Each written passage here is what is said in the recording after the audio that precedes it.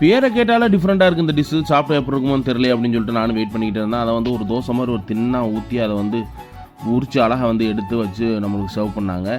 இந்த ஒத்தை அப்படின்னு சொல்லக்கூடிய இந்த டிஷ் வந்து பார்த்திங்கன்னா அதிராம்பட்டினம், மல்லிப்பட்டினம், கோட்டைப்பட்டினம் இந்த சைடெலாம் வந்து ரொம்ப ஃபேமஸ். இதை கோழி ஆப்பன்னு கூட சொல்லுவாங்க. ஃபஸ்ட் நம்ம வந்து பார்த்திங்கன்னா மட்டன் சவரட்டியோட வந்து ட்ரை பண்ணியிருந்தோம். டேஸ்ட் வந்து சூப்பராக இருந்துச்சு. அதுக்கப்புறம் அதுக்குன்னே செய்யக்கூடிய அந்த சின்ன வெங்காயம் முட்டையெல்லாம் போட்டு செய்யக்கூடிய அந்த தொக்கோட டேஸ்ட் பண்ணோம். அல்டிமேட்டாக இருந்துச்சுங்க அந்த ஒத்தையோட வச்சு சாப்பிடல. அதுக்கப்புறம் சிக்கன் குழம்பு வச்சு நம்ம வந்து ட்ரை பண்ணியிருந்தோம். அந்த சிக்கன் குழம்புல வச்சு நம்ம வந்து டிப்பனையில் வந்து அதை அப்படியே சக் பண்ணி எடுத்துக்கிறோங்க. அப்படி சேர்த்து சாப்பிடல டேஸ்ட்டு சூப்பராக இருந்துச்சுங்க. அதுக்கப்புறம் இந்த வட்டலப்பமே வச்சு அந்த சைடெலாம் வந்து அதிகமாக சாப்பிடுவாங்க. ஸோ நம்மளும் ட்ரை பண்ணுவோம் சொல்லிட்டு வட்டலப்பூச்சி ட்ரை பண்ணேன். அது கூடயுமே மிங்கிள் ஆகுதுங்க. அதுக்கப்புறம் நம்ம ஆல் டைம் ஃபேவரட் இந்த சமஸ்தான் வத்தல் குழம்போட டேஸ்ட் பண்ணி டேஸ்ட் பண்ணேன். அது கூடயுமே மிங்கிள் ஆகுதுங்க.